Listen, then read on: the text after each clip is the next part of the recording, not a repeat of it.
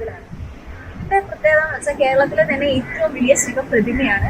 അതുപോലെ തന്നെ ശിവനെയും ഗംഗാദേവിയെയും കുറച്ചുകൂടി ഹൈലൈറ്റ് ചെയ്താണ് ഈ പ്രതിമ രൂപകൽപ്പന ചെയ്തിട്ടുള്ളത്. ഇതിന്റെ ശില്പി എന്ന് പറയുന്നത് അയമന സ്വദേശിയായ ദേവദത്തനാണ്. അദ്ദേഹത്തിന്റെ 6 വർഷത്തെ പ്രയത്നമാണ് നമ്മൾ ഈ കണ്ട് ആസ്വദിച്ചുകൊണ്ടിരിക്കുന്നത്. ഇത് കണ്ടാൽ തന്നെ നമുക്ക് ഇതിന് കണ്ണെടുക്കാൻ തോന്നുന്നില്ല, അത്ര ഭംഗിയിലാണ് ഇത് ചെയ്തു വെച്ചിരിക്കുന്നത്. കാരണം ശിവന്റെ ത്രിശൂലം അല്ലെങ്കിൽ ഗംഗാദേവി അല്ലെങ്കിൽ ശിവൻ എല്ലാം തന്നെ എന്ത് ഭംഗിയായിട്ടാണ് ഇവിടെ ചെയ്തു വെച്ചിട്ടുള്ളത്.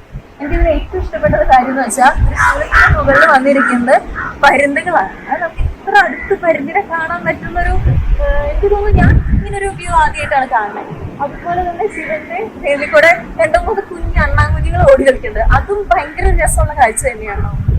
പിന്നെ എനിക്ക് ഏറ്റവും ഇഷ്ടമായിട്ടുള്ളത് ഗംഗാദേവിനെ കാണാം. ഗംഗാദേവിയുടെ മുടി, അതുപോലെ വസ്ത്രങ്ങള്, ആഭരണങ്ങള്, ഇവന് ആ കയ്യിലുള്ള പൂ പോലും എന്ത് ഭംഗിയായിട്ടാണ് ചെയ്തു വെച്ചിരിക്കുന്നതെന്ന് പറയും. അതുപോലെ മഹാദേവന്റെ തൃക്കണ്ണ്, അതുപോലെ എന്താ പറയാ കഴുത്തിലെ നാഗം, എല്ലാം തന്നെ നമുക്കിങ്ങനെ കണ്ടു നിന്നാൽ കണ്ടെടുക്കാനേ തോന്നുന്നില്ല. ഇതിനെ ചുറ്റിപ്പറ്റി നമുക്കൊരു ഐഡിയ ഉണ്ട്. നിങ്ങൾക്ക് അറിയാൻ പറ്റും, നമുക്ക് മഹാദേവ ക്ഷേത്രത്തിൽ പോയി കഴിഞ്ഞാൽ സാധാരണ എല്ലാ അമ്പലത്തിലും നമ്മൾ ചുറ്റും പ്രദക്ഷിണം ചെയ്യും. പക്ഷെ മഹാദേവന്റെ അമ്പലത്തിൽ മാത്രം പ്രദക്ഷിണം ചെയ്യില്ല. കാരണം ഒരു സൈഡിൽ കൂടെ ഗംഗാദേവി ഒഴുകുന്നു എന്നാണ് വിശ്വാസം. അതുകൊണ്ട് തന്നെ മഹാദേവ ക്ഷേത്രത്തിലെല്ലാം പകുതി വെച്ച് ചെയ്യും.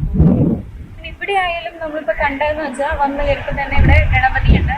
അതുപോലെ തൊട്ടടുത്ത് തന്നെ ശിവന്റെ ഒരു ചെറിയ പൂതിൽ പോലെയുണ്ട്. അതിനടുത്ത് വേറെ നട അടച്ചിട്ടേക്കുന്ന കാരണം നമുക്ക് അറിയാൻ പറ്റില്ല.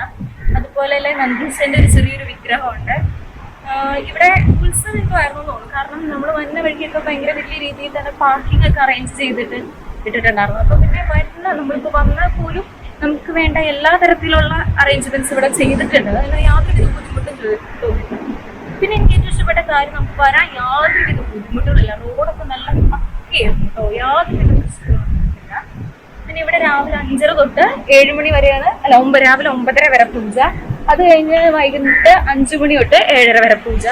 പിന്നെ നമുക്കറിയാലോ മഹാദേവ ക്ഷേത്രത്തിലൊക്കെ മൃത്യുഞ്ജയ ഹോമം, അതുപോലെ കൂളമാല, നാരങ്ങമാല, അതൊക്കെയാണ് പ്രധാന വഴിപാടുകൾ. അതൊക്കെ തന്നെയാണ് ഇവിടെ എഴുതിയിട്ടുള്ളത്.